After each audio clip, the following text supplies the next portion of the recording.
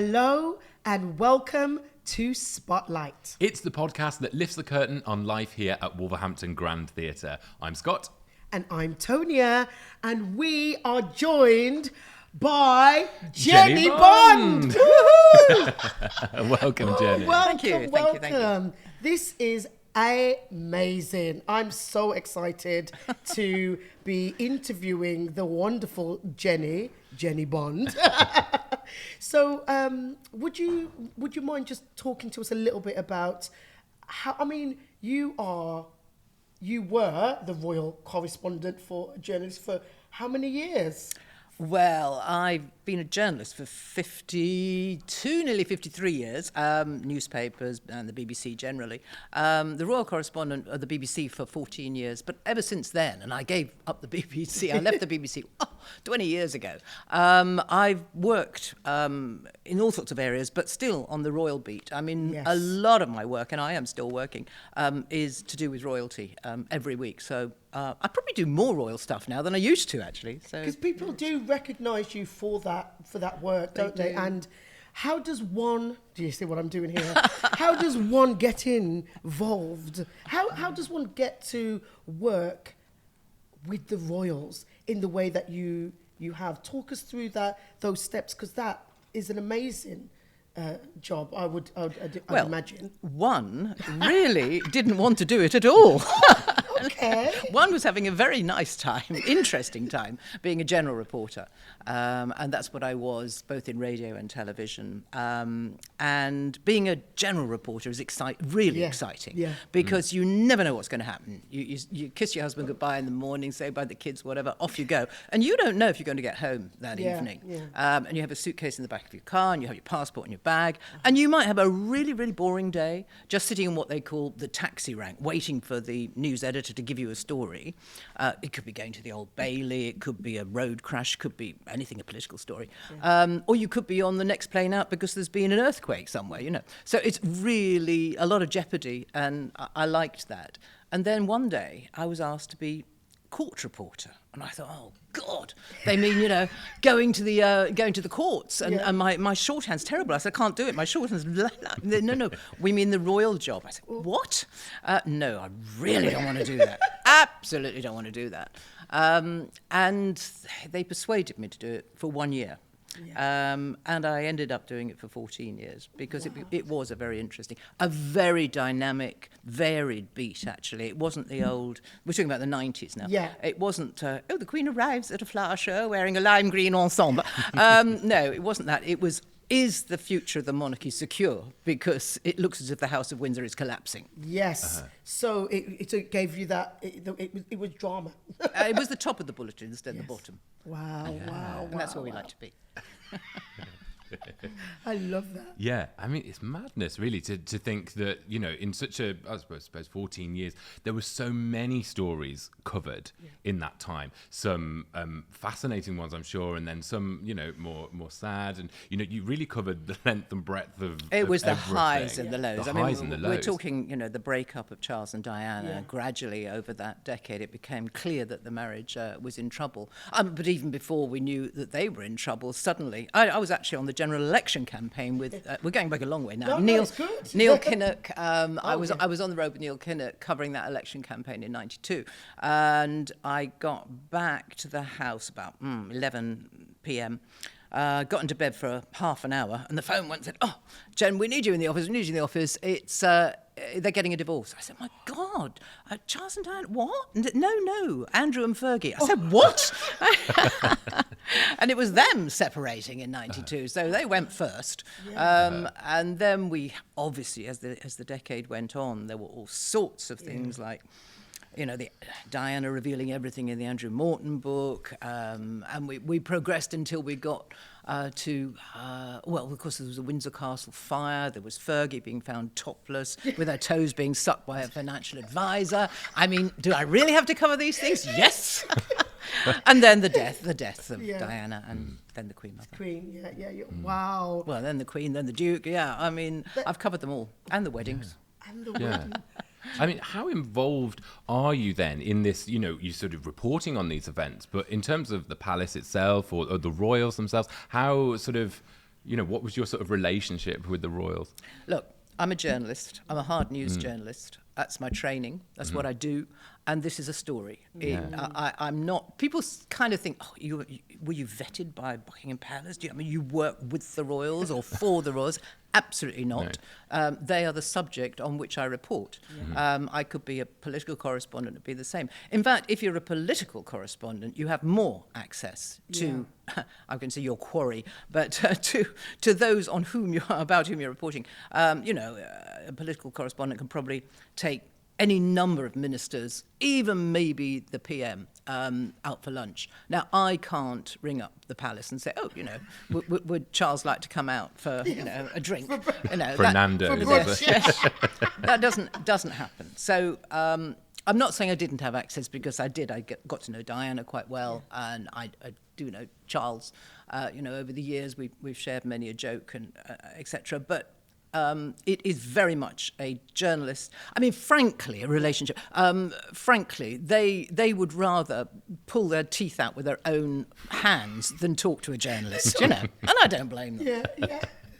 Talk to us a little bit about the procedure of having, I think most of our listeners and our viewers, they probably wouldn't even know, like, how does that work? How does one go from when you get to the palace, or is it that you don't always interview in the palace? Like, what is the procedure around? Basic mistake there. We don't interview. They don't give interviews. Good. Yeah. No, they don't give interviews. No, they don't give interviews. No, if you're lucky, you might get the odd word. You might, but you probably won't. I mean, that's changed a little bit in recent years, and nearly every interview's been an absolute disaster, like Andrew on Newsnight. But I mean, when I was reporting for the BBC, for example, the Queen, the late Queen, went to Poundbury. Now, Poundbury is a town that Charles has more or less created. It's very lovely. He's very proud of it. And the Queen went to visit this creation by her son. And she walked around, and I thought, well, surely she'd just like to comment. So I waited till she'd been all the way around, and then I very, very respectfully said, oh, Your Majesty, actually, I don't say Your Majesty, I say ma'am. I can't do the Your Majesty bit or the curtsying bit. I said, ma'am, what do you think of it? And she looked at me and she just went, and off she went, So, you don't interview, and you probably don't even get comments. Wow. But you got a lot from, you reported on some of the biggest stories. So, I mean, I'm just intrigued, like, how do you get past the look? How do you get past that? What else? What do you have to do? Well, generally, I mean, you don't. But I'll say with I love you, Jenny. It's just the truth. It's the truth here. Well, it is true. I say it's a job, and I just want to get the facts as best I can, and it's quite difficult in the royal sphere, because the truth is filtered through press secretaries and all sorts of people, and I think the more people the truth goes through, the more diluted it can get and distorted it can get. But I'm trying to get the facts as quickly and accurately as possible and put them out there. That's all I try to do. Yeah. Now, having said that, I did get to know Diana quite well, and actually, I say Diana as if everyone knows Diana. People are so young. There's I talk to young people. There's Diana. Who's Diana? Who was she? I would believe that everybody still knows her. I mean, she was an icon in those days. And I thought, well, look, this is ridiculous. I need to get to know her. And we were in Tokyo. She was on a little tour there. And she gave a media reception. Now, media receptions, all the royals hold when we're either abroad and sometimes at home. So there's a great gaggle of journalists, and you're quite busy if you're abroad, and you don't really have time to stop and have a cup of tea with whoever, but anyway, I did. And Diana's media receptions were less formal than the Queen's. And I had a little chat with her, and a book by Jonathan Dimbleby had just come out, and it was very controversial, and I asked her about that. So I had a meaningful 5 minutes with her, which is unusual with the royal. And afterwards, I went back to my hotel, and I had a glass of whiskey. I think I had 2. And after the third, I definitely thought it was a very good idea to write to her. So I wrote to her and I said, dear ma'am, it was great to talk to you. can we just sit down as two women and chat? Because I'm going to be reporting on you for years, I hoped. Yeah. And I don't really know what to believe when I read stuff in the papers. I don't know what's true and what isn't. Can we just chat? And I gave it to her private secretary the next day. And I thought, wow, nothing will come of it. But it did. She invited me to Kensington Palace, and I went along, and it was just the two of us. And it was the first of 2 or 3 such conversations, which went on for a long time. We just sat there in her drawing room and chatted about all sorts of things. But I asked her some very, very cheeky questions. Yeah. I asked her about her marriage. I asked her about Camilla. Yeah. I asked her about her lovers. And she gave me answers. Not all of them, I think, were completely frank, but that was her privilege. But, you know, it gave me a framework for my reporting after that. Annoyingly, at the end of each meeting, she said, Jennie, it's just between you and me in these 4 walls. I thought, no. But, I mean, basically, she told me everything, pretty much everything that was on the very, very controversial Panorama. You probably might remember. Yeah, definitely. But she told me almost all of that before, but it was to be confidential. But I did get to know her. But then that's great, though, isn't it? Because you had that privilege of just having a chat and being herself in her skin, even though she's a royal. Do you know what I mean? Just relaxed. Well, was it relaxed? Oh, it was very relaxed, very relaxed, yeah. And you say that you were in Tokyo with her. This job must have taken you all over the world with the royals. Yes. Have you got any favourite trips or anything? There must be so many highlights of this and some stories. Well, a couple come to mind. Australia and South Africa. South Africa was with the Queen, the late Queen, and Nelson Mandela was so excited to see her come. And I remember him jigging around in Cape Town on the quay, waiting for Britannia to sail in. That was a glorious sight, the Royal Yacht. And she came in. Actually, she invited a few of us on board Britannia, and it was beautiful. And she was very excited as well about it, because she hadn't been back to South Africa post-apartheid. She hadn't been back actually since 1947 when she went with her parents and her sister. And you could see that this was a trip that meant a lot to her. Wow. And it meant the world to Nelson Mandela. And actually, I thought I had an exclusive at the end. I thought I had. Tell us now, Jennie. Well, the last night was in Durban, and there was a reception at the City Hall. And first of all, there was a cage outside, and there was a bull in it. And I said, well, why is that there? And the organisers said, oh, it's a gift for the Queen. And by tradition, she has either to chase it through the streets until it drops of exhaustion or wrestle it to the ground. Stop. This is going to be great television. Well, she didn't. No. She didn't. No, she just accepted the gift, but never mind. Then Nelson Mandela was about to arrive. And normally we, the press, are behind barricades, sort of 12 feet away. And there were all the barricades up in ITN and Sky, and everyone were down there. And somehow, I don't know how, I'd managed to get myself onto the steps of the City Hall. And I was hiding behind a pillar with my cameraman. And I said, oh, just stay there. So we've escaped. And the president's going to arrive any moment. And maybe I can get a few words, because that will heighten and enhance my television report. Rather than me saying, ew, the president really seemed to enjoy it, So he arrived, I stuck my microphone out, I said, oh, Mr. Mandela, please, can you tell me what it's been like to have Her Majesty here? It has been the privilege of my life. I have loved having it. Wonderful for South Africa. I thought, yes. And Sky and ITN, they were doing their nuts down there. How did she do that? And he started walking towards the door, and then he turned around and he said, is there anyone else who wants to talk to me? And up they came. That was the end of my exclusive. Oh, my goodness. Lovely. This is just, honestly, these are golden nuggets. And I could speak to you for a very long time, Jennie. Well, I didn't tell you about Australia. No, you didn't. Shall I tell you about Tell us Australia? now. I'll tell you about Australia. So in Australia, that was a very, very busy tour with Prince Charles, as he was then. And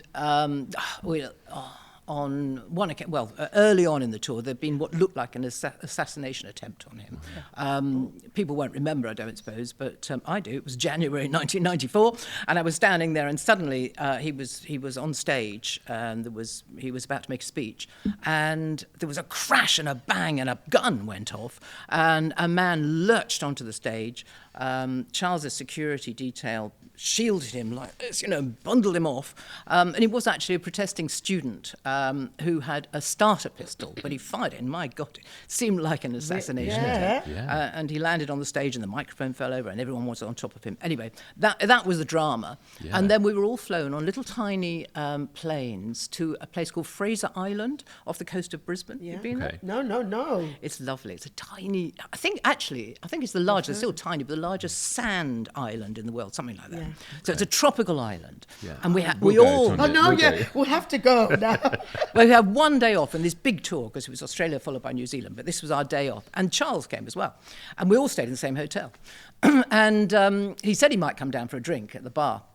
He didn't, unfortunately, but we all did karaoke, and it was great fun. ITV were a lot better than the BBC. Yeah, I'm afraid they had a big burly cameraman, and he put on his producer's silk dress. Angela, she was called. He had this big man in a silk dress, and they did that. I forgot what it's called. Do run, run, run, do run, run. Do run. And every time they got to do run, he did a somersault on the stage, and he ripped the dress. Anyway, it was very good. And then we, the BBC, came up and did Cliff Richard, We're all going on a summer holiday. Very boring, but quite noisy. And then we all got in a jacuzzi outside under the stars. Ooh. And there was loads of wine, and it was so tropical and wonderful. We had the best time. And we stayed up till 1 a.m. And the next day, Charles came down after breakfast, and he said, "Oh my God," he said, "was that you lot making that bloody awful noise last night? Kept me awake all night." But it was fun. This is fantastic. Oh my God. Do you still get to have experiences like that right now? No, I don't travel. I don't travel with the Royals anymore. I report on them from afar, but I don't travel anymore. No. I do travel because I lecture on cruise ships. Yes. And so, in fact, I'm off on about 48 hours' time to Madeira to lecture on royalty around the world. So we go around the world that way. Oh, wow. Well, of course, the reason why you're here in sunny Wolverhampton is because at the Grand Theatre very soon we have Moria Buffini's Handbagged, the play, which the subject of that is Her Majesty Queen Elizabeth II and Margaret Thatcher's intimate private conversations, 11 years worth of these weekly meetings that they would have had.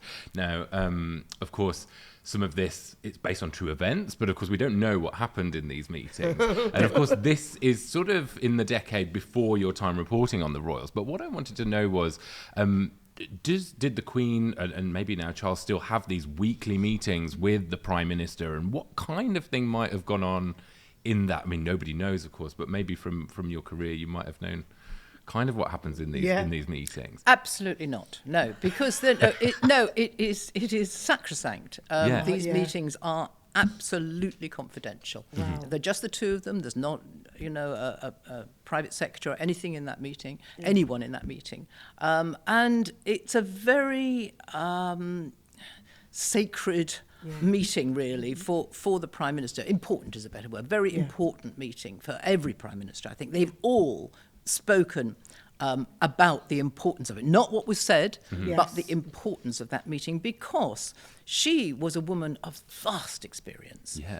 7 decades of international politics. I mean, I know she and every monarch is separate from politics, and that's as constitutionally it must be. But nevertheless, she had a wealth of real wisdom, and that is what was so important for every Prime Minister that I've spoken to, and I've met a few. And Tony Blair, for example, said, there are only 2 people I can tell everything to. One's the wife, the other's the Queen. Wow. And she herself said she felt that sometimes it was useful for a Prime Minister to be able to unburden themselves. And sometimes she felt she could put forward a point of view that perhaps they hadn't considered. But, I mean, constitutionally, she or the monarch is only allowed to be consulted, to encourage and to warn. She cannot, or he cannot suggest policy or change policy or object to policy, really. But I think it is a very important half an hour every week for the PM. Yeah, and the play itself is well, from the sort of very small bit of rehearsals that I've seen, quite humorous, and I think what comes across in it is the Queen's sense of humour. So I imagine that you might have got to see her. Yes, I did. Her sense of humour over that time. I think that was the great contrast between the two women, because I don't think Margaret Thatcher, which this play is really about, Margaret Thatcher and the Queen, she wasn't known for her sense of humour, shall we put it.